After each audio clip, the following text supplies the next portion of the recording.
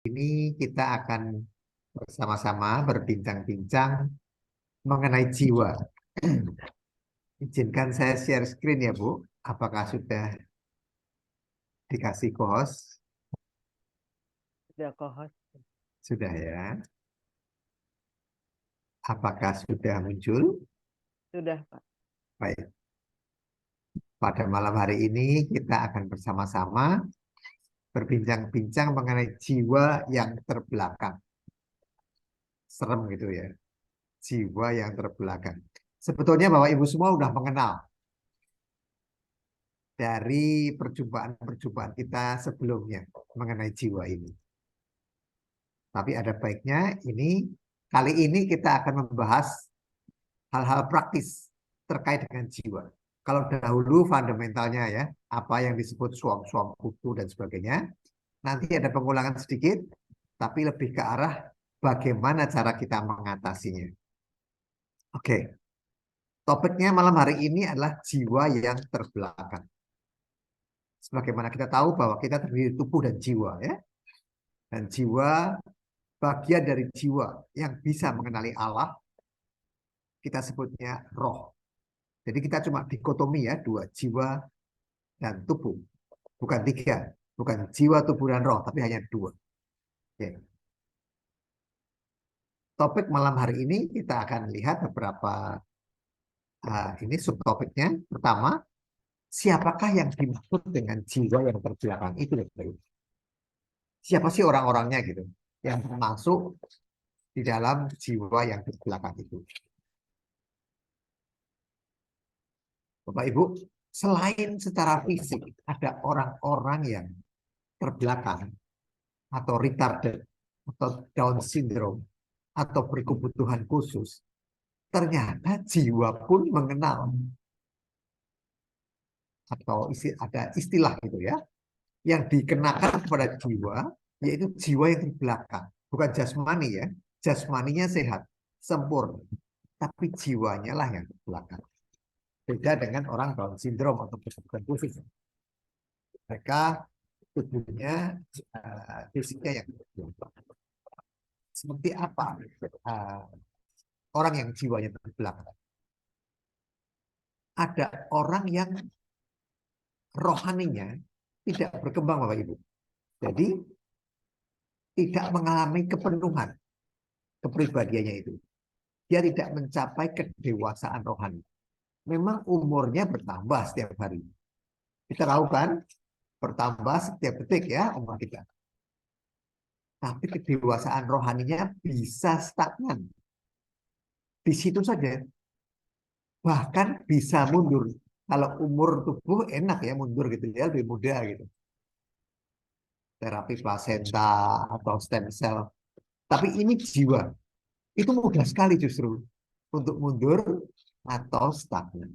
Bahkan kita sebagai orang Kristiani ya, Katolik, itu yang diharapkan justru maju, bukan stagnan atau mundur. Jadi yang digolongkan kepada jiwa yang terbelakang bukan bagi para pemula atau orang yang baru dibaptis, bukan Bapak Ibu. Kamu baru dibaptis 1 tahun atau 1 bulan. Aku sudah berapa, 30 tahun, 40, 50, 60, 70, 80. Enggak begitu. Jadi bisa saja orang yang baru dibaptis justru maju. Bisa jadi yang sudah lama dibaptis malah stagnan atau mundur. Nah, ciri-cirinya apa? Orang yang jiwanya terbelakang itu. Ciri-cirinya mereka dahulu melayani Tuhan dengan penuh semangat, Bapak Ibu. Dengan api yang berkobar-kobar. Sekarang acuh tak acuh. Ada ya di dalam komunitas kita, dalam PD, perjumpaan doa, yang tadinya bersemangat, sekarang asal saja. Asal setor muka, asal hadir. Jadi dia sudah tidak berkobar-kobar lagi. Nah, dia padahal mendapat rahmat Tuhan yang terus-menerus, bukan setiap hari. Makanya masuk hidup sampai sekarang. Tetapi perkembangan rohaninya itu justru mundur. Inilah yang disebut jiwa yang terbelakang. Jadi tidak ada kaitannya dengan berapa lama dia menjadi Katolik ya Bapak Ibu. Nggak ada kaitannya sama sekali. Nggak bisa dikatakan kalau sudah 50 tahun baptis, pasti terbelakang. Oh enggak juga. Selama dia berkobar-kobar melayaninya, tidak dikatakan terbelakang. Baru pun juga tidak terbelakang. Nah, ini ukurannya apa? Ukurannya dari semangat yang berkobar-kobar tadi melayani Tuhan dan sesama. Poin kedua, apa ciri-cirinya? Oh, tadi kita sudah bahas ciri-cirinya ya. Poin ketiga, mengapa jiwa menjadi terbelakang, Bapak Ibu? Pertama, dia itu biasanya mengabaikan hal-hal kecil, perkara-perkara kecil. Kelihatannya sepele ya, ternyata besar sekali dampaknya. Yang kedua, dia biasanya menolak untuk berkorban, Bapak Ibu. Menolak untuk berkorban yang korban tadi dibutuhkan oleh Tuhan atau bersama gitu ya. Tapi ditolak, pengorbanan tadi ditolak oleh mereka, oleh orang tersebut. Setelah itu ada hal kecil lain yang mendukung untuk sebagai penyebab keterbelakangan, tetapi yang penting dua tadi itu. Jadi dia itu mengabaikan perkara-perkara kecil dan menolak untuk berkorban. Kita tahu bahwa cinta itu selalu menuntut pengorbanan kan. Kalau nggak berkorban, bukan cinta. Terlebih kasih ya, harus tanpa pamrih. Levelnya lebih tinggi. Perkara-perkara kecil seperti apa Bapak Ibu? Banyak ya orang yang tidak menyadari bahwa kekudusan itu dipikirnya milik santo-santa saja. Ternyata kita yang di dalam Zoom ini bisa melakukan hidup di dalam kekudusan. Dan dimulai dari hal-hal kecil. Nah itu, dimulai dari hal-hal kecil. Tapi dampaknya besar.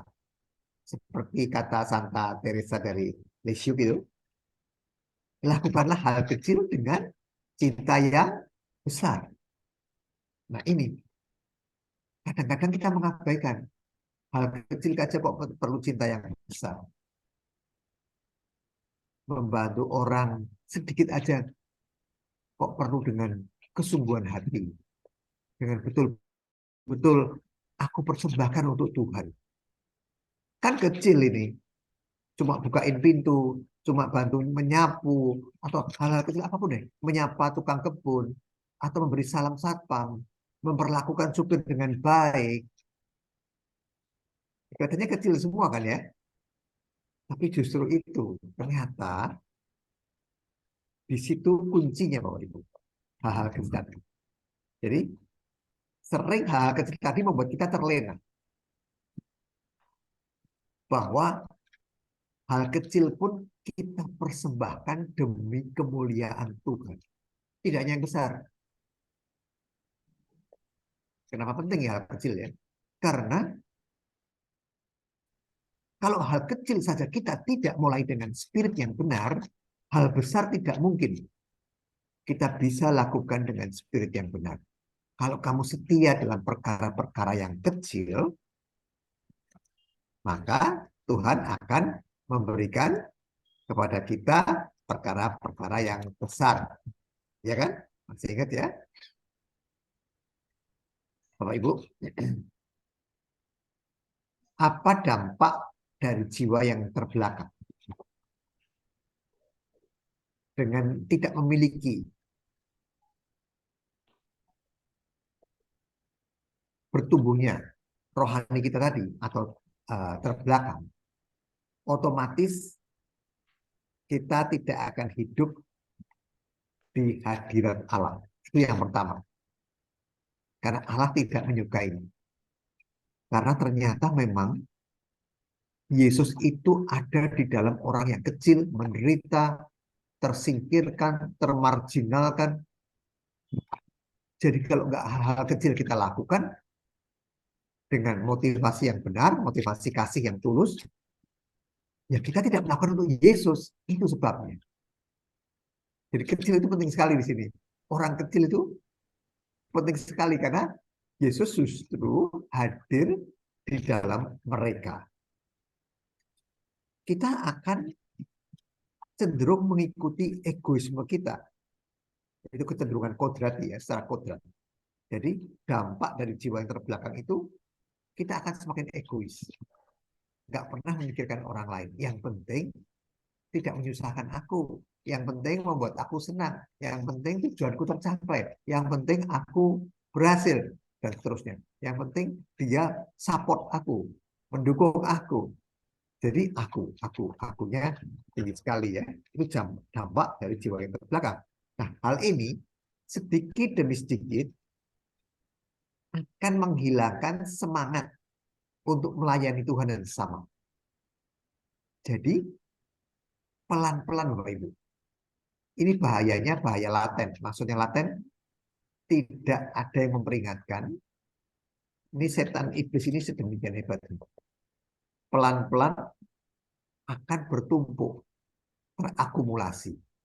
Seperti kerak di pipa ya, pipa air pump. Itu ada kaporitnya. Dari lapisan yang tipis, akhirnya kerak kaporitnya itu semakin tebal Bapak Ibu. Membentuk lapisan. Ya seperti jantung kita lah gitu. Terjadi sumbatan gitu, koroner. Jadi, tapi mulai dari hal-hal kecil. Enggak sekaligus makan jeroan langsung kena serangan jantung. Enggak Bapak Ibu. Butuh waktu lama.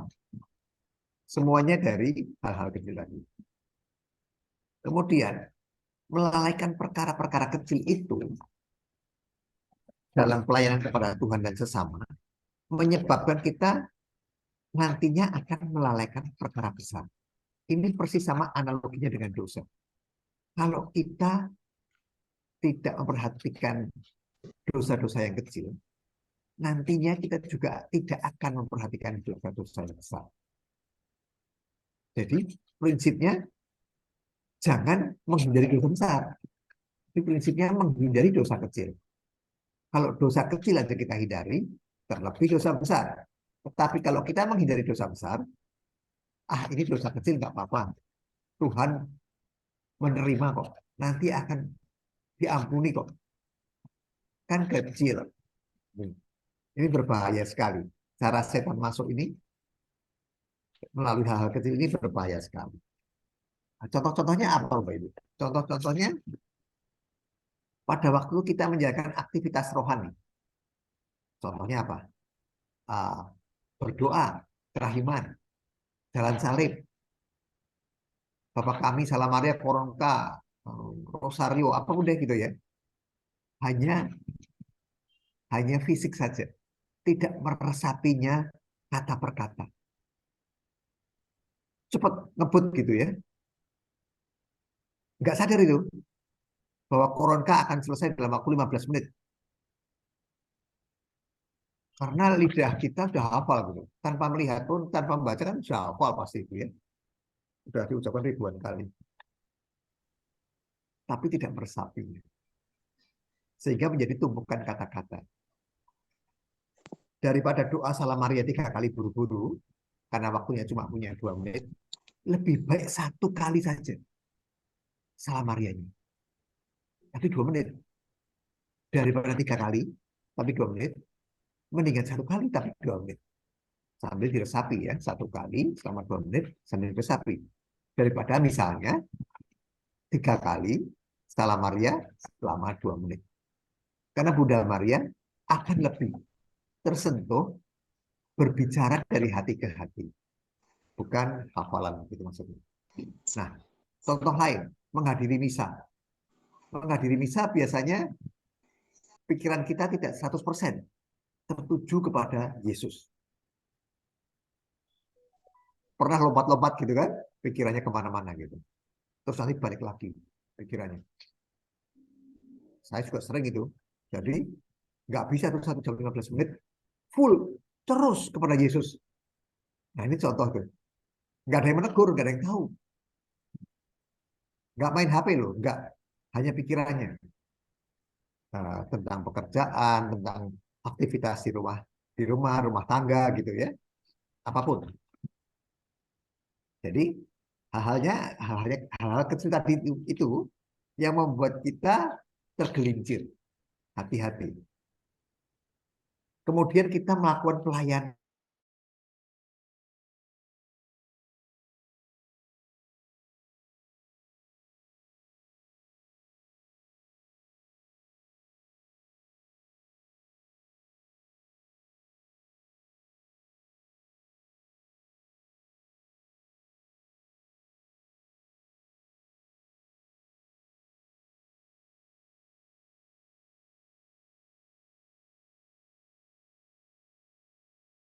bukan pimpinan, pimpinan perusahaan, pimpinan komunitas, gitu ya, mempermalukan orang saleh, mempermalukan orang tua. Nah itu semuanya contoh-contoh dari perkara kecil tadi.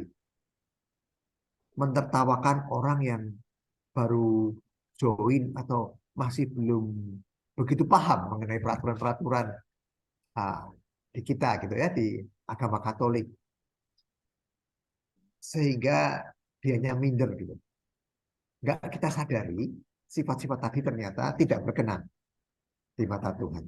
Jadi jiwa yang terbelakang tersebut dapat sampai pada kebutaan rohani, dapat sampai membuat kita menjadi buta secara rohani, Bapak Ibu, serta membuat hati kita keras yang sulit untuk diperbaiki. Jadi kekerasan hati kita itu seperti kerak tadi itu, sudah tidak lentur lagi. Hatinya itu sudah tidak lembut lagi.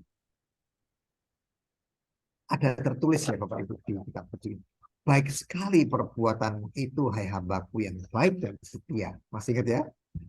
Kau telah setia memikul tanggung jawab dalam perkara-perkara yang kecil. Aku akan memberikan kepadamu tanggung jawab yang lebih besar.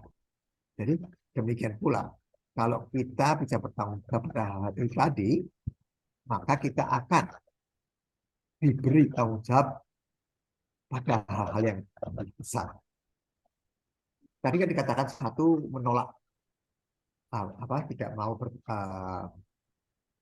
mengabaikan hal kecil ya. Dua tadi ciri-cirinya adalah menolak berkorban bagi Tuhan atau sesama ya. Contohnya korban-korban kecil Bapak Ibu, dan penyangkalan diri. Penyangkalan diri itu penting sekali, sebab tanpa penyangkalan diri dan berkorban, seorang tidak akan memiliki hidup yang sejati, hidup rohani yang sejati. Jika korban kecil diabaikan, maka seseorang akan menjadi terbelakang jiwanya. Berarti dia tidak akan memiliki lagi semangat untuk berkorban yang lebih besar. Dia tidak akan peduli kepada sesamanya. Dia tidak akan peduli Yesus yang hadir pada orang miskin. Perlahan-lahan, tapi pasti Bapak Ibu. Pasti apa? Hidupnya tidak terarah lagi kepada Tuhan. Itu sudah pasti. Namun berpusat pada diri sendiri. Ego ya. Dan kehilangan semangat untuk melayani Tuhan. Dia akan jatuh di dalam keadaan suam-suam kuku. Pasti Bapak Ibu masih ingat semua mengenai suam-suam kuku ya. Yaitu acuh tak acuh, tidak peduli lagi dengan kesempurnaan. Aku sudah cukup kok sekarang ini. Aku sudah cukup baik. Aku tidak jahat kan? Aku tidak membunuh, tidak korupsi, tidak memperkosa, tidak selingkuh. Jadi dia puas dengan keadaannya sekarang. Dia tidak mengejar kesempurnaan. Nah, inilah suam-suam kuku. Jadi perkara rohani menjadi hambar Bapak Ibu. mulai mengabaikan dosa-dosa kecil. Akhirnya dia akan dikuasai oleh dosa-dosa kecil tadi. Karena semula dia hanya mengabaikannya, tapi tanpa disadari, dia akan melakukan, masuk ke dalamnya, dan terjerumus di dalam dosa yang lebih besar. Bapak Ibu minta tolong salah satu untuk membaca yang ada di screen. Boleh? Oke, aku Terima kasih Bu Hilda. DHF 80. 580. 580. Hatiku jauh lebih terluka. Oke. Hatiku jauh lebih terluka karena ketidaksempurnaan kecil dari jiwa-jiwa terpilih daripada karena dosa orang-orang yang hidup di dunia. Kasih mereka suam-suam pupuk, dan hatiku tidak dapat menahannya. Jiwa-jiwa ini memaksa aku menolaknya. Meskipun aku ini Allah, aku tidak dapat menolong jiwa seperti itu karena ia meremehkan aku. Karena memiliki kehendak yang bebas, jiwa itu dapat menolak aku atau mengasihi aku. Terima kasih Ibu. Tolong dilanjutkan satu lagi ya Ibu. Sekarang dari kitab Wahyu. Kitab Wahyu 3 ayat 15 dan 16. Aku tahu segala pekerjaanmu. Engkau tidak dingin dan tidak panas. Alangkah baiknya jika engkau dingin atau panas. Jadi karena engkau suam-suam kuku dan tidak dingin dan atau panas, aku akan memuntahkan engkau dari mulutku. Terima kasih Bu Hilda. Mengerikan ya Bapak Ibu. Jadi ternyata ketiadaan dorongan untuk menyempurnakan diri itu buruk sekali. Puas dengan keadaan kita saat ini. Aku sudah cukup baik, kan? Aku sudah membantu si A, B, C, D. Aku sudah berbuat E, F, G, H. Betul-betul Tuhan tidak mau hal tersebut ya. Ini jelas sekali di kitab Wahyu dan juga disampaikan oleh Tuhan melalui Faustin. Jadi ciri-ciri condong kuku apa Bapak Ibu? Malas rohani, nggak mau berkembang, nggak mau menuju kesempurnaan, nggak mau mencari, nggak mau mengejar. Hari demi hari berlalu, pagi bangun, malam mau tidur, ya sama dengan kemarin, begitu aja. Makan 3 kali atau berapa kali, 2 kali, atau 1 kali. Aktivitas seperti biasa, sibuk cari uang, sibuk mengurus keluarga, tetapi hidup rohaninya tidak diurus. Nah, ini bahaya. Karena kita tidak tahu kapan, saat, dan waktunya. Hatinya itu terbelah dua begitu. Tidak full untuk Tuhan, tapi juga untuk dunia.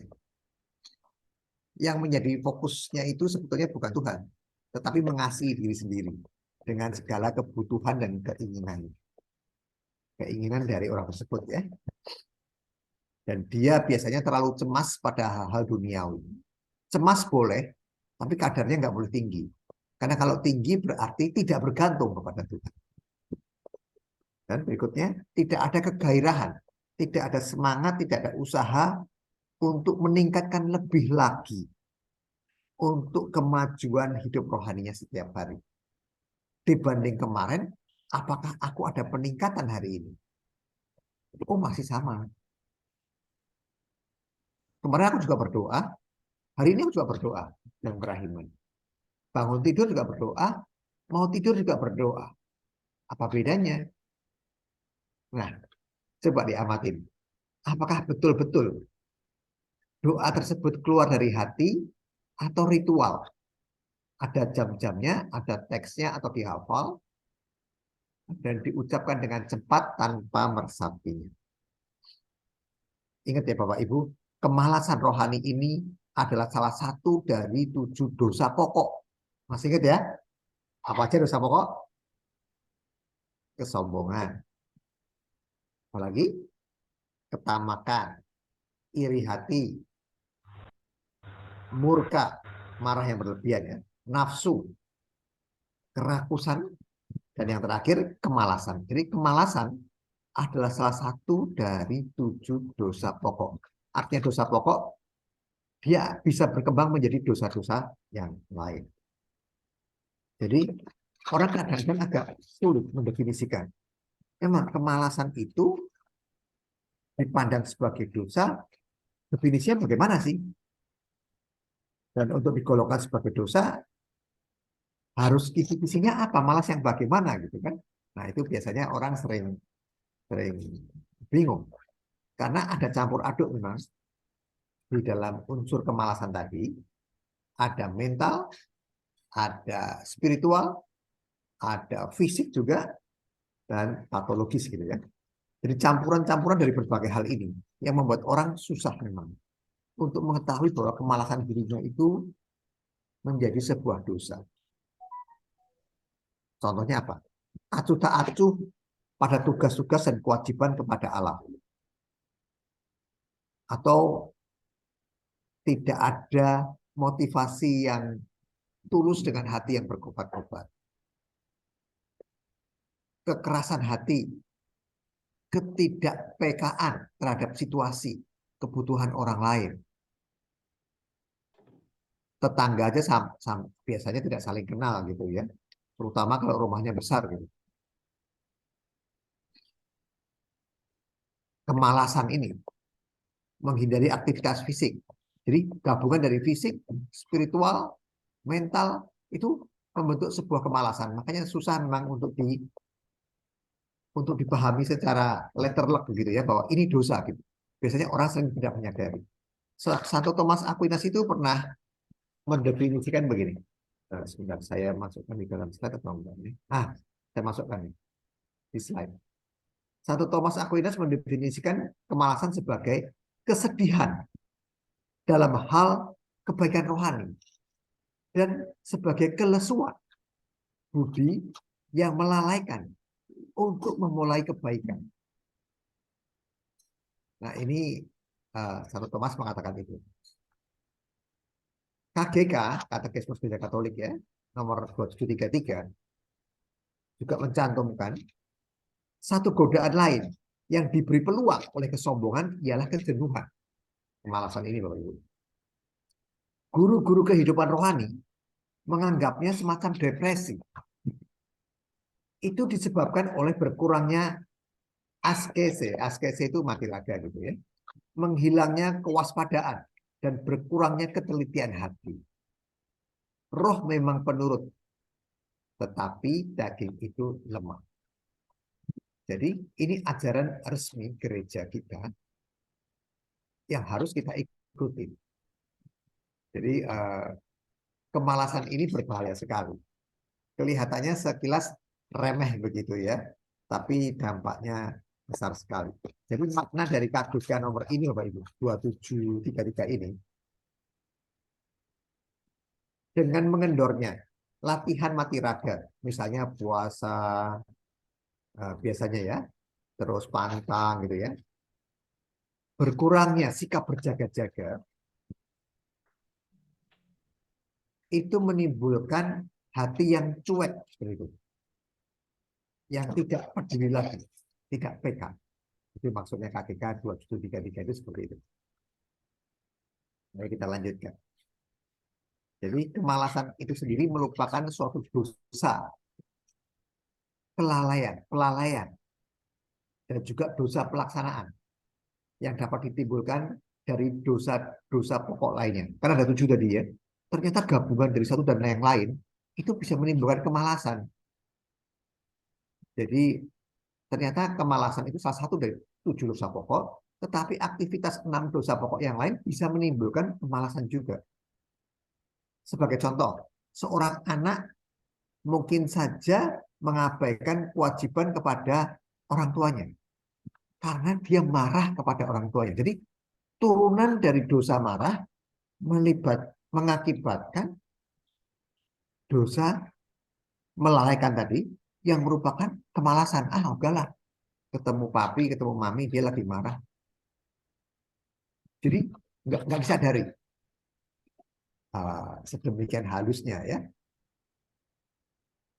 Jadi dengan kata lain, kemalasan ini taking God for granted. Jadi menganggap Tuhan selalu memahami dan mengasihi, sehingga tidak ada lagi yang perlu kita lakukan, perbaikan-perbaikan di kita. Tuhan inilah, ngertilah keadaanku. Pasti dia maklum lah, dia tolerans lah ke aku. Keadaanku seperti ini, aku kepepet, aku terpaksa, aku disudutkan.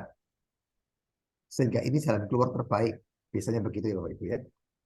Nah, jadi Santo Fransiskus dari Sales itu mengatakan, bagaimana cara mengatasinya? Cara mengatasi kemalasan tadi, lawanlah dengan kerajinan. Contoh, malas berdoa selama 15 menit. Lawanlah dengan berdoa 30 menit. Jadi dilawan begitu. Malas membaca kitab suci. Bawalah kitab suci, di HP ada ya, di mana-mana. Dengarkan audio kalau sambil nyupir. Jadi harus ada suatu niat yang teguh untuk melawan. Jangan menyerah begitu. Yang penting sekarang di sini Bapak Ibu, bagaimana mengatasi keterbelakangan jiwa tadi. Takutnya kita termasuk di dalamnya gitu. Satu, kita bisa melakukan hal-hal kecil dengan cinta yang besar. Bersedia berkorban sebagai bukti cinta ya. Mau menyangkal diri.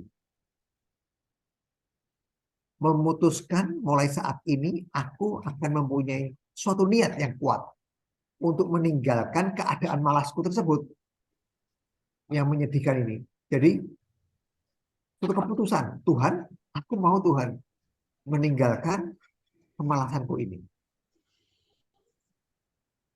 Kemudian berusaha untuk mencapai kesempurnaan dengan cara menjauhi kesempatan untuk jatuh dalam dosa kecil. Jadi dia menghindar untuk jatuh dalam dosa kecil. Otomatis kalau dosa kecil dijauhi, dosa besar pasti akan dijauhi juga. Itu otomatis ya Bapak Ibu. Menghindari dosa kecil ini baik sekali. Kemudian kita bisa mempersembahkan diri secara terus-menerus kepada Tuhan dengan doa yang sungguh-sungguh. Dan yang terakhir terpenting Bapak Ibu, cara mengatasi kemalasan rohani ini, yaitu bertumbuh secara rohani. Ini yang paling efektif, senjata pamungkas, senjata nuklir untuk mengatasi kemalasan rohani. Maksudnya bertumbuh secara rohani bagaimana? Jadi kalau kita dari hari ke hari sama terus, keadaan rohani kita berjalan di tempat. Tidak ada suatu kemajuan apapun. Seperti treadmill. Kecuali kita mau bertumbuh. Kalau bertumbuh, walaupun pertumbuhannya kecil, minimum kita tidak berjalan di tempat. Maju melangkah gitu kan. Pasti tidak mundur. Jadi dengan bergerak maju, bertumbuh, kita tidak akan stagnan dan kita tidak akan bergerak mundur. Inilah cara untuk menghadap, mengatasi keadaan suam-suam kuku. Sekarang bertumbuhnya itu bagaimana? Bertumbuhnya, coba kita lihat slide ini. Ini slide yang penting. Yang terakhir ini. Bagaimana cara kita bertumbuh? Kita bisa bertumbuh jika hidup kita itu dipimpin oleh Roh Kudus, Bapak Ibu. Tidak oleh kedagingan kita lagi. Caranya bagaimana? Hidup yang dipimpin oleh Roh Kudus. Dimulai dengan doa. Tuhan, doa yang simpel. Mulai hari ini, Aku mau hidupku dipimpin oleh roh, tidak lagi oleh dagingku. Tuhan mendengar doa itu sangat gembira, Bapak Ibu. Dan dia akan menggelorakan, mengaktifkan kembali peranan Roh Kudus dalam diri kita. Sejak kita dibaptis, kita sudah dengan Roh Kudus. Tidak mungkin hilang, walaupun kita berbuat dosa. Tetapi apinya itu mengecil atau bahkan padam gitu, analoginya. Sekarang mau dikobar-kobarkan lagi. Dengan doa yang simpel, dengan niat yang teguh tadi. Nah, coba kita lihat gambar ini, Bapak Ibu. Ini disebut roda kehidupan Kristiani. Di dalam hidup Kristiani, itu seperti roda yang terdiri dari 4 jari-jari. Jari-jari ini harus sama panjangnya, Bapak Ibu. Kalau tidak, rodanya akan benjol kan.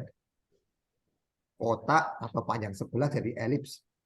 Mana bisa berputar? Bagaimana mau maju? Nggak bisa. Jadi, jari-jari roda ini harus sama panjangnya. Tidak boleh yang satu lebih panjang, yang satu lebih pendek. Nah, roda ini porosnya adalah Yesus. Jari-jarinya adalah hubungan kita vertikal dengan Tuhan. Doa, hubungan Tuhan kepada kita, firman. Jadi doa adalah ungkapan isi hati kita pada Tuhan. Kalau firman, apa yang ingin disampaikan Tuhan kepada kita. Terus yang kiri dan kanan, komunitas dan pelayanan. Kita harus melayani dan kita harus punya komunitas. Empat-empatnya ini harus seimbang, Bapak Ibu. Nah, ini masalahnya. Banyak yang tidak seimbang. Betul nggak? Kalau menurut Bu Hilda atau Bu Ros, seimbang nggak kebanyakan ini orang-orang di komunitas? Komunitas apapun ya, seputar doa. Hidup doanya, kedekatan kepada Tuhan, hidup firmannya, bagaimana dia membaca kitab suci setiap hari, pelayanannya, dan dia berkomunitas, apakah sama bobotnya? Biasanya panjang sebelah atau 2 belah gitu, atau 3 belah. Artinya tidak sama panjangnya di keempat-empatnya. Otomatis rodanya itu nggak lingkaran. Bagaimana pendapat Ibu? Aku Apakah kebanyakan? Hah? baca sabda firman tuh bolong-bolong. Ya, Doa iya, komunitas yang pelayanan. Sabdanya ini kurang. betul sekali. Bu Ros bagaimana pendapatnya?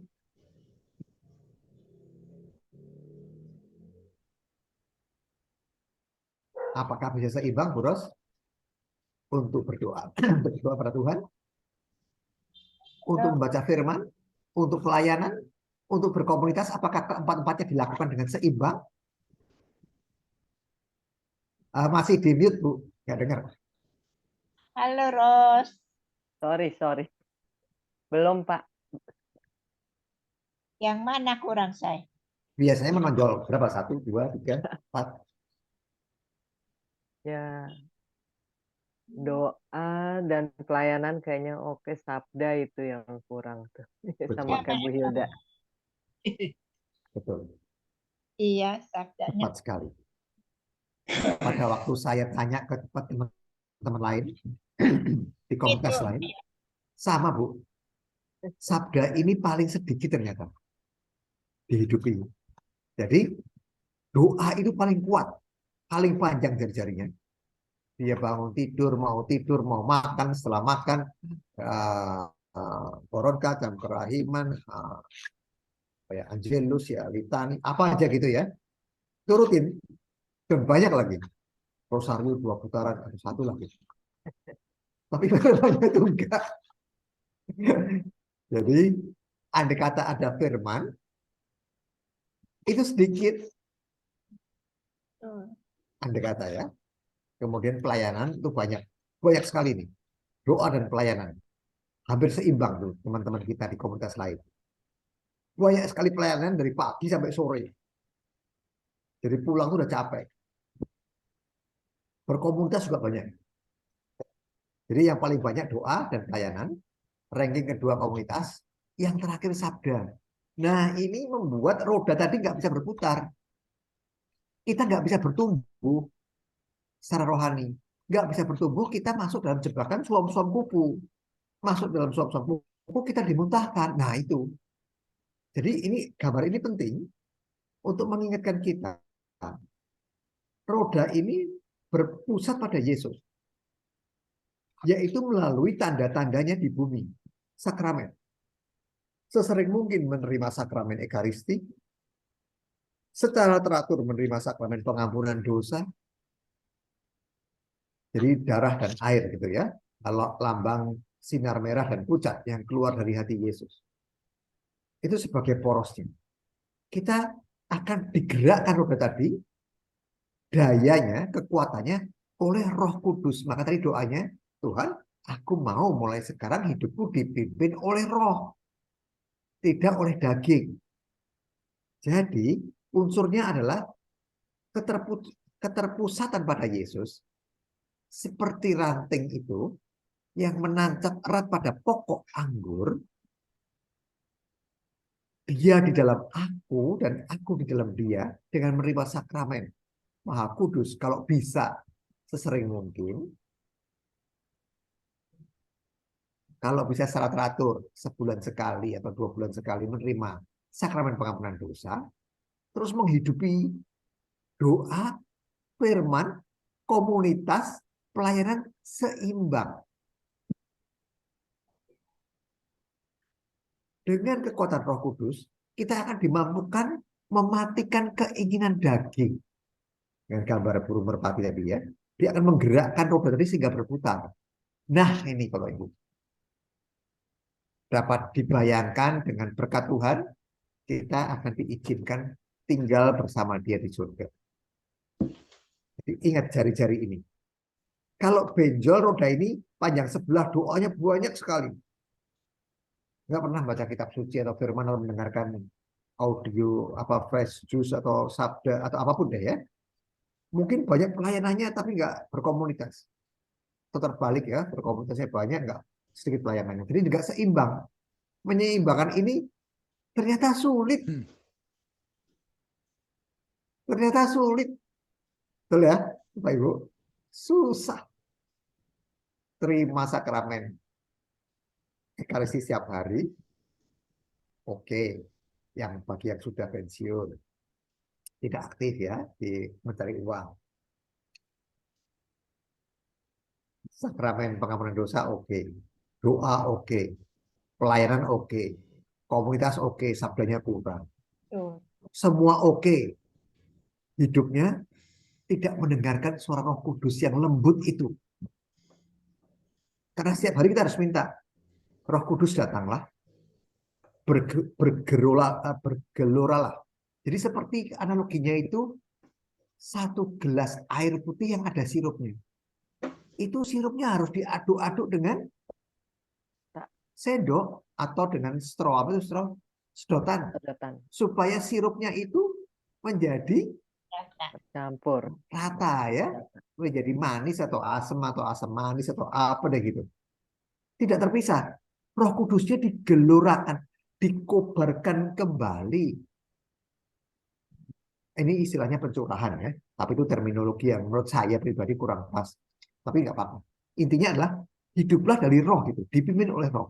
Jadi gabungan gambar roda ini, 4 jari-jari dengan porosnya Yesus, hidup yang dipimpin oleh Roh Kudus, dia akan menggerakkan nanti. Roda tadi ternyata menjadi bergerak, tidak suam-suam kuku. Pertanyaannya, apakah roda hidup Kristianiku sudah berputar atau belum? Ini PR buat saya.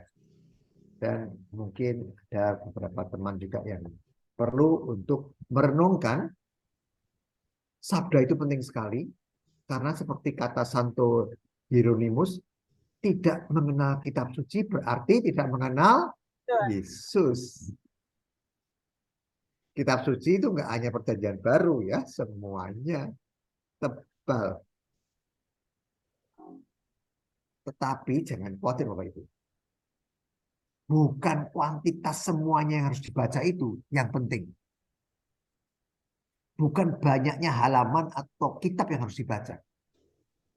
Tetapi lebih penting banyaknya tingkah laku yang diperbuat berdasarkan yang dibaca. Walaupun bacanya satu kitab, setengah kitab, tapi dari setengah kitab atau satu kitab itu 90% itu lebih baik daripada baca keseluruhan 73 kitab, tapi cuma 10%. Jadi bukan berarti jangan baca ya, harus. Tapi kalau disuruh memilih, lebih baca Matius saja deh. Misalnya nih karena waktu. Pokoknya aku kata Matius diulangi dari bab 1 sampai bab terakhir balik lagi. Betul-betul ngerti. Aku laksanakan 90%. Itu sudah luar biasa. Daripada ikut yang grup baca dari depan sampai belakang tapi masuk kiri keluar kanan begitu. Enggak dilakukan. Nah, itu. Nah, mungkin itu sekaligus kesimpulan untuk perbincangan kita pada malam hari ini dengan topik jiwa yang terbelakang, yaitu bagaimana kita mengatasi supaya kita tidak masuk di dalam kelompok jiwa yang terbelakang, yaitu dengan bertumbuh secara rohani. Jangan hanya memikirkan jasmani doang. Aku harus makan, betul memang harus makan, harus minum ya, harus tidur. Kebutuhan jasmani dipenuhi, tapi kebutuhan rohaninya tadi jari-jarinya itu 4 itu kadang-kadang 3 doang yang dipenuhi, kadang-kadang 2 doang, kadang-kadang 1 doang. Walaupun 4-4-nya dipenuhi, kadang-kadang Roh Kudusnya yang tidak didengarkan suaranya. Ini mungkin sekaligus penutup Bapak Ibu. Terima kasih atas waktu yang diberikan dan kesediaannya untuk berpartisipasi. Waktu saya kembalikan ke MC. Terima kasih Pak Loki penjelasannya. Terima kasih Bu. Ya, sangat ini ya, kita yang tadinya nggak terpikir nih dengan roda-roda kehidupan Kristiani dalam roh, ini benar-benar poros ini Yesus, tapi harus seimbang. Kalau tidak ya jalannya gimana ya, brenjol-brenjol itu nggak mulus nanti jalan. Baik, mungkin Bapak Ibu, saudara-saudari ada yang ingin ditanyakan atau ingin bersharing, silahkan mengenai topik ini, jiwa yang terbelakang. Bagaimana ini caranya mengimbangi ini ya? Biar nggak benjol-benjol ya Bu Hilda. Kalau secara matematika ya Bu, ya, ini analoginya aja. 24 jam sehari, buat tidur 18, buat tidur 8 masih 16 jam. 16 jam buat mandi, makan, aktivitas macam-macam 5 jam tinggal atau tinggal 8 jam itu. Kalau yang sudah pensiun ya, anggap pensiun. Artinya tidak bekerja di kantor. 8 jam waktu, jadi bagi 2 jam, 2 jam, 2 jam. Baca kitab suci 2 jam, ini kasarnya. Doa 2 jam, pelayanan 2 jam, ngurusin komunitas 2 jam. Dengan mendengarkan suara hati. Nggak Bagaimana? olahraga, nggak olahraga, badan pada sakit, Pak. Oh enggak, maksud saya waktu setelah dikurangi ya, 24 dikurangi 8, tidur 16 dikurangi makan, mandi, olahraga 8 jam. Jadi netnya tinggal 8 deh gitu misalnya. Tapi nggak kerja ya, sudah nggak kerja. Kalau kerja lain lagi dari pembagiannya. Tinggal 8 jam, ini contoh aja. Dibagi lagi menjadi 4 itu, 2 jam masing-masing. Bisa nggak? Baca kitab suci 2 jam atau mendengarkan, berdoa 2 jam. Nggak sekaligus ya, pecah-pecah. Kasarnya begitu, kasarnya. Kerja apakah masuk dalam pelayanan juga? Kalau gitu. Ya, selama pekerjaan kita dipersembahkan demi kemuliaan Tuhan, tidak semata-mata untuk diri sendiri. Kerja itu ibadah kalau tidak untuk memperkaya diri. Dalam arti, sudah cukup nih, Contoh Pak Yopi sudah bisa jalan-jalan ke luar negeri, tapi aku mau kaya nih beli kapal pesiar. Nah, itu kerjanya kan jadi ekstra tuh. Beliau itu jadi mau beli kapal pesiar kan. Nah, waktu untuk berdoa hilang karena targetnya kapal pesiar. Padahal kan tanpa beli kapal pesiar bisa ikut ya ikut kapal pesiar tapi bayar ya nggak punya pribadi. Nggak harus kan punya kapal pesiar. Contohnya gitu. Punya jet pribadi, punya pulau. Jadi saya kadang-kadang ya bingung ya teman-teman itu juga teman-teman saya ada yang punya pulau Bapak Ibu. Eh, bayarnya setiap 20 tahun sekali gitu kayak konsesi gitu. Jadi dia kerjanya tuh luar biasa gitu. Saya pernah diajak ke pulaunya gitu ya. Ya senang saya punya kapal sendiri gitu dia. Tapi waktunya itu ya nggak ada tuh Tuhan itu kelihatannya. Jadi sibuk cari uang gitu ya. Eh, mungkin seperti itu ya. Jadi bukan kerja yang ditanyakan tadi bukan kerja yang untuk memperkaya diri sampai kebutuhan tersier, kuarter untuk 7 keturunanku. Ya kapan waktu Tuhan kalau mau bilang, nah keturunan ke-8, ke-9, nggak pernah bisa berdoa, nggak pernah baca kitab suci. Mungkin begitu ya. Ibaratnya kayak gini ya Pak Loki ya, yang orang kaya yang memperbesar lumbung-lumbung itu, apa memperbesar lumbung, apa yang Tuhan Yesus kan bilang, jiwa yang bodoh, kalau aku ambil malam ini saya ambil apa yang kamu dia nggak bawa apa-apa ya Pak. Yang ayat apa tuh ya yang Tepat sekali. memperbesar lumbungnya nggak habis-habis. Makanya benar ya, kita meninggal cuma ninggalin nama Iya. ya Pak. Dan Nah, amal itu baik loh, nggak ada tepat sekali ya. Pak Thomas Bulinda ini tepat sekali ayatnya yang Anda sebutkan. Bagus sekali, terima kasih. Jadi keinginan, bukan kebutuhan lagi. Aku ingin punya helikopter, aku ingin punya rumah di London, cukup mahal di sana. Jadi aku ingin punya, jadi yang ingin-ingin ini loh, jadi ilah-ilah yang lain. Terima kasih. Sih, kalau ada lagi. Pak Yopi, tadi disebut Pak Loki. Yang mau beli kapal pesiar, Pak Yopi. Gimana? Kagak ada apa-apa, cuman itu yang mengenai roda kehidupan ini saya mau sharing. Waktu itu pernah nanya ke Romo kan sebelum balik ke Katolik lagi. Saya sekarang di kelas 6, mau naik kelas 8. Setan jatuh, yang muncul juga jenderalnya atau kolonelnya, bukan prajurit biasa. Kita jatuh di kelas 4. Akhirnya kan kita mau maju sebenarnya. Mendingan saya di kelas 6 dong. Saya tanya gitu sama Romo. Jawabannya adalah ini. Yuk pernah dengar roda kehidupan Kristiani, itu jalankan. Tapi masih ada lagi lanjutnya Pak Loki menurut saya. Ya. Jadi setelah kita tahu bahwa harus menjalankan ini, tapi kita juga selalu mesti sadar bahwa setan itu juga pinter. Kita sudah menjalankan itu, dia kasih ganjel di sini. Yang mana yang mesti kita lebih beratin supaya bisa jalan. Yang kedua, mesti dengerin Roh Kudus itu lagi. Tidak sekedar ini semua udah lengkap. Anggap aja sudah lengkap, itu aja udah susah. Tapi mesti tetap aware pinternya si setan ini. Iblis sangat pintar untuk mengganggu jalannya ini. Itu aja. Terima kasih Pak Yopi. Pasti. Tepat sekali ya. Tepat banget. Aku Iblis itu malaikat. rohani, Pak. Aku perhatikan rohani, tubuhku mulai sakit. Iya. Aku perhatikan exerciseku, waktuku untuk doa untuk ini kurang. Iya. Pinternya dia tuh. Hati-hati. Harus meditasi banyak ini. Aduh, jantungku nggak enak, badanku nggak enak, jalanku udah susah. Sekarang aku mulai lagi olahraga, meditasi, yoga. Waktu untuk doa kurang. Ke gereja telat. Bisa Roh Kudus pimpinku ya. Iya. Amin. Dipelintir terus. Benar. Mungkin dari yang lain, Bapak Ibu, ingin disampaikan? Ibu tadinya dari Kudus. Ya, Bu Gimana, Bu? Mai, Bu Mai, ada Dokter Alex, ini juga Pak Budi, Pak Budi itu. ya Terima mungkin kasih Bu Lani.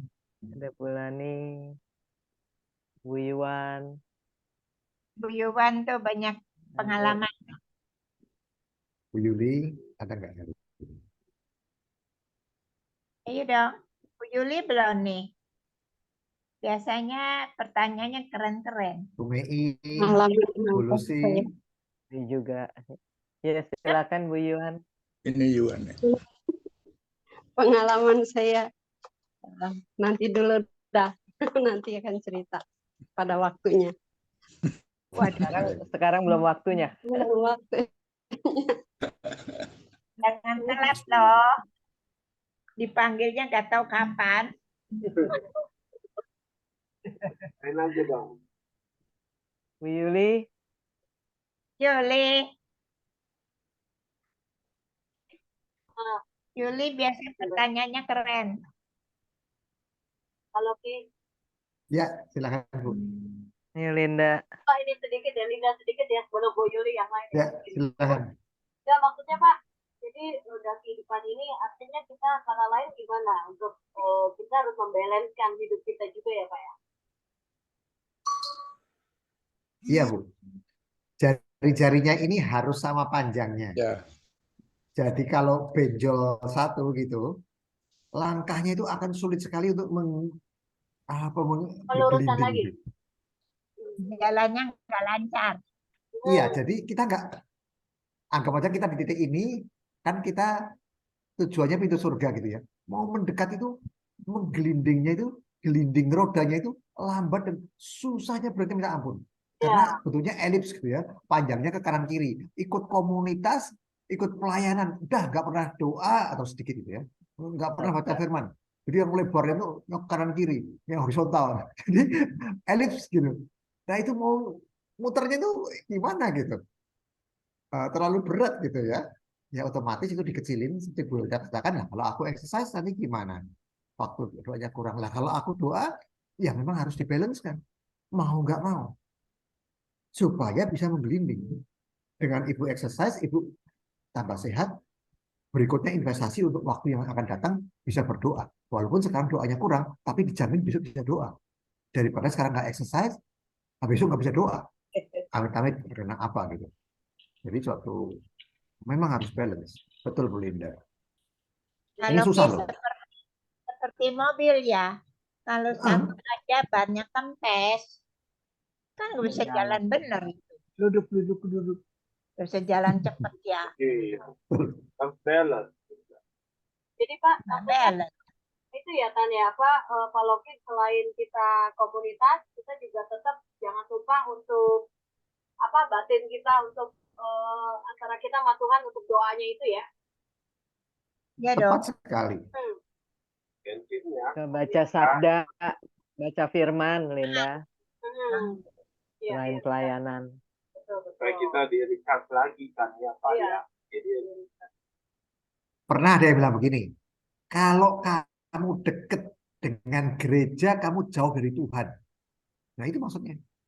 Kamu isinya pelayanan, komunitas, jadi ketua apa ya, nggak tahu, ketua lingkungan, DPH, menjadi Dewan Paroki, apa saja gitu, sampai nggak sempat untuk doa. Sampai nggak sempat itu untuk baca firman. Loh kan aku melayani. Nggak bisa begitu. Harus seimbang.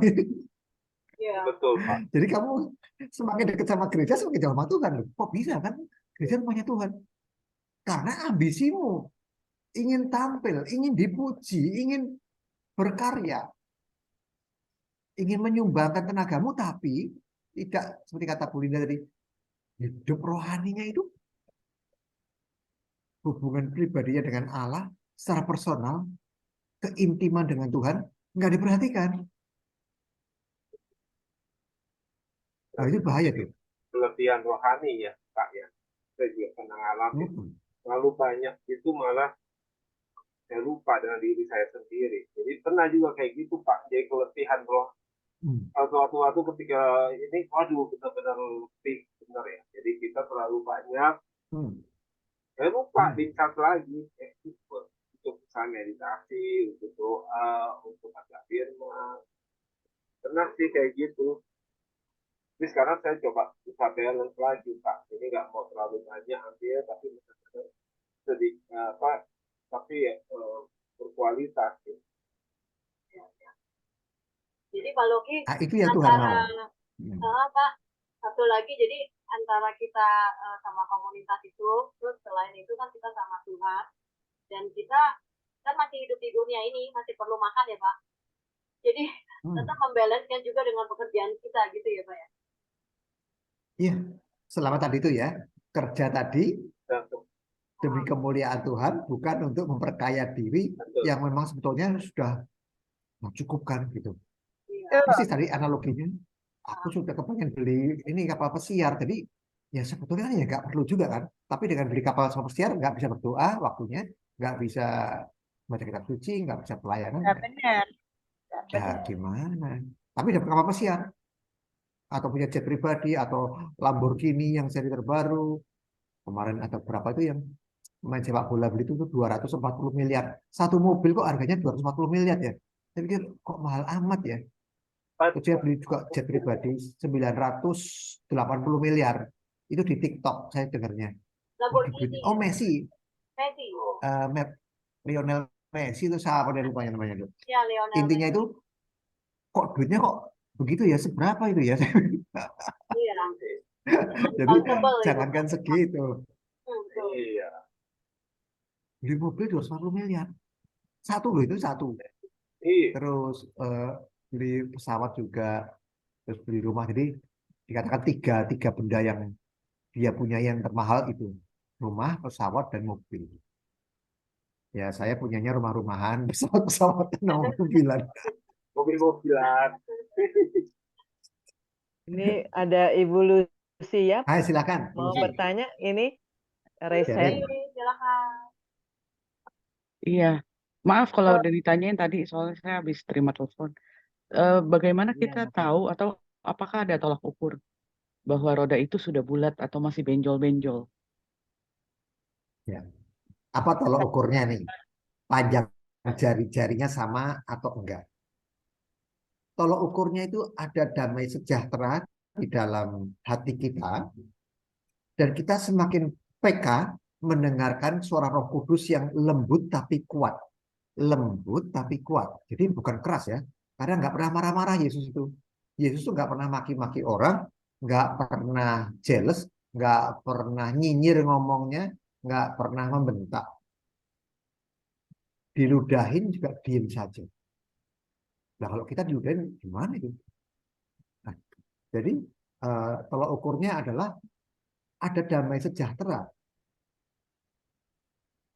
di dalam hati kita, bukan kaya ya, damai sejahtera, dan semakin peka mendengarkan suara Roh Kudus yang lembut tapi kuat. Jadi gambar burung ini, Roh Kudus itu, suaranya yang lembut tapi kuat memutar roda. Dia memutar roda, tenaganya itu dari dia. Maka saya kasih panah gini. Maksudnya itu muter gitu. Jadi dengan mendengarkan suaranya dia, kita dipimpin hidup kita oleh Roh, bukan oleh kedagingan lagi. Aku yang hidup ini bukan aku lagi, tapi Kristus yang hidup di dalam aku, kata Paulus. Ya, apakah kamu, perkataanmu, pikiranmu, perbuatan kamu mencerminkan Kristus yang ada dalam diri kamu? Nah, itu yang dimaksud mungkin demikian ya. Terus damai sejahtera. Dan yang paling tahu cuma dua orang di sini, yaitu diri sendiri dan Tuhan. Seberapa balance panjangnya jari-jarinya Lucy untuk doa, untuk firman, untuk komunitas, pelayanan, dan mendengarkan suara Roh Kudus yang lembut tapi kuat tadi. Mungkin itu dari saya. Silahkan Bapak Ibu semua menambahkannya. Mungkin tambah juga suara hati, kepekaan. Ya, ngerti Ya. maksud Tuhan gitu ya. Terima kasih. Iya, suara hati atau intuisi makin tajam. Tadi garis bawahnya damai sejahtera ya, kalau Ya, itu. Bu Hilda. 4 sekali. susah loh mendapatkan itu. Banyak orang kaya yang tidak damai sejahtera. Pak Loki. Oke, makasih Pak Loki. Ya. Terima Terima kasih. kasih Bu Lucy udah bertanya. Pak Loki, ini yang menemukan roda kehidupan Kristiani ini siapa?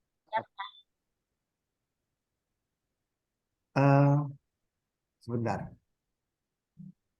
Saya lupa antara, jadi ini Bapak Gereja.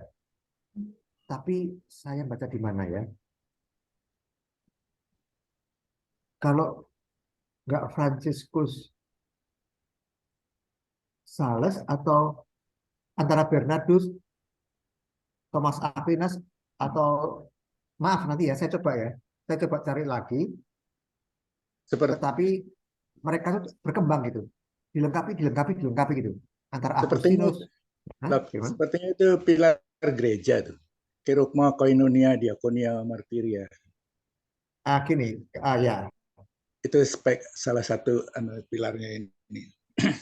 Mungkin ya Pak Yopi, itu karena berkembang terus. Jadi awalnya ditemukan nggak langsung begini gitu maksudnya. Jadi jadi apa kemajuan gitu. Ini di seluruh dunia lah pokoknya ya. Ini dasar gereja Kristiani berarti. Finalnya jadi begini, tapi dulunya nggak begitu. Pilar gereja. Ya. Tapi ini penting sekali loh. Beda itu. Percaya nggak? Ini membuat kita nggak suap-suap kuku. Suap-suap kuku dimuntahkan. Jadi ini jalan keselamatan tuh ini sebetulnya. Supaya kita nggak mandek. Puas nggak? Jadi kita, aku udah baik kok. Nggak pernah nyakitin orang lain. Nggak pernah maki-maki. Nggak pernah membunuh secara karakter dengan kata-kataku. Nggak pernah iri. Nggak pernah membela dirinya begitu kan. Dia suap-suap kuku. Nggak mau menjadi lebih sempurna. Nah, dengan gelinding roda ini, sesuai dengan gelinding waktu, gelinding roda ini yang membuat kita sempurna. Jadi sebetulnya gambar ini kalau bisa di print, taruh di pintu gitu. Jadi ingat, oh doaku jari-jarinya 2 cm nih. Firmanku 2 cm nggak ya? Gitu. 2 jam lah, atau 2 cm atau apa gitu ya. Aku berkomunikasi 2 cm nggak? Pelayanannya 2 cm nggak? 2 jam. Nah itu ngingetin gitu. Aku berpusat pada Yesus nggak? Melalui sakramen-sakramen. Paling bagus itu sakramen Ekaristi. Itu adalah nomor 1 dari 7 sakramen. Karena dia di dalam aku dan aku di dalam dia. Pokok anggur. Jadi menancap ranting ini dalam pokok anggur supaya bisa berbuah. Jadi gambar ini dihafalkan, gambar lagi, atau ditempel, di print, diresapi, lakukan. Jadi banyak orang bilang, aku nggak mau berkomunitas. Ya nggak benar. Ya harus. Ya harus melayani juga.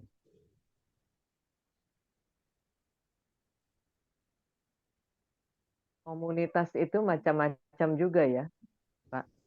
Bukan hanya komunitas secara rohani berarti ya. Oh, di sini pengertiannya rohani, Bu. Jadi kan ada komunitas Harley Davidson misalnya, yang naik motor gede-gede itu gitu ya. Hari Minggu keliling-keliling gitu ya. Nah, itu bukan gitu ya. Di sini bergandengan tangan dengan saudara seiman. Karena kita adalah sesama anggota tubuh mistik Kristus. Kristus sebagai kepalanya. Jadi bergandengan tangan itu maksudnya tangan, kaki, perut, leher, dada sesama dengan anggota sesama orang Katolik. Di sini penting sekali. Seperti jemaat awal, mereka berkumpul setiap hari dan memecahkan roti. Maksudnya memecah roti itu ya ekaristi gitu ya. Sebutannya memecah roti. Di rumahnya siapa? Di rumahnya Bu Ros, besok di rumahnya Bu Hilda, Bapak Yopi, Bu Lucy, ganti-gantian gitu. Dan mereka mempersembahkan harta pribadinya untuk dipakai bersama. Masih ingat cerita Ananias itu ya, dan itu bagus sekali Bapak Ibu. Terima kasih Pak Loki. Baik, mungkin masih ada, bisa ya ini waktu juga ya yang membatasi kita. Satu pertanyaan atau satu sharing silahkan kalau masih ada. Yang kudus tuh pengen dengar suaranya. Bu Mei, ada yang mau ditanyakan? Stok kopinya ya. Barangkali. Lain kali Oh ya, aja, belum dulu. Maaf, lain kali aja. Oh iya, baik. Terima kasih. Menarik kan, Bu Mei?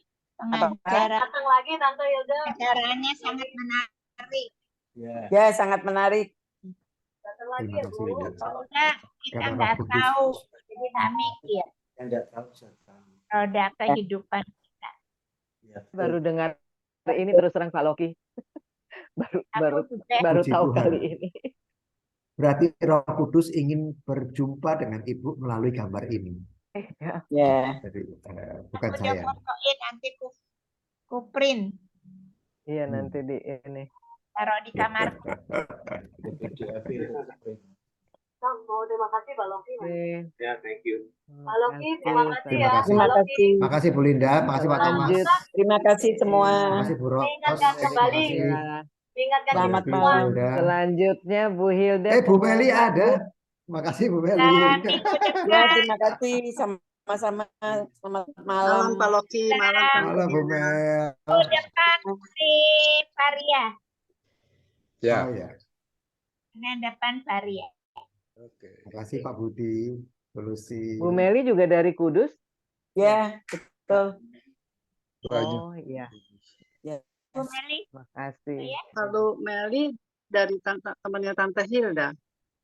oh Oh, Meli temanku. Bukan dari Ya. Kudus Bu. Ini orang Kudus Bu. Kalau dari Kudus di Semarang.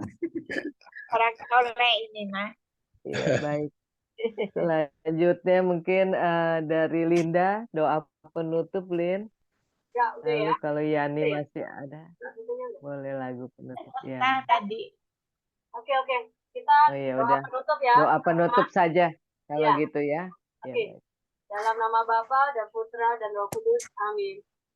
Tuhan, kami mengucap syukur atas pertemuan hari ini, juga terutama membahas tentang roda kehidupan dari Pak Loki, untuk kami lebih mengerti lagi, diingatkan kembali lagi bagaimana yang lebih terbaiknya dalam hidup ini.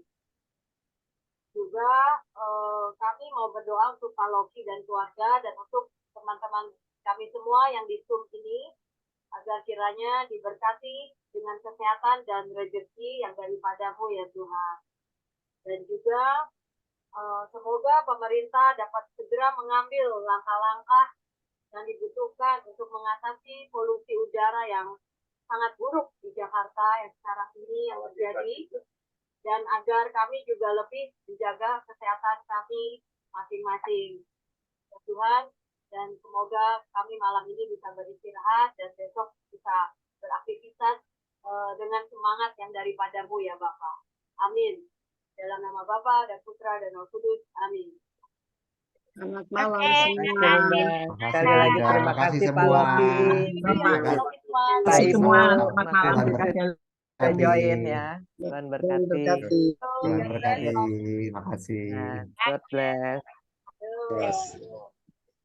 Ya, yuk. elit ya. Ya. Iya, Yuk, mari malam. Selamat malam. Thank you, Ros. Ya, sama-sama Bu Hilda.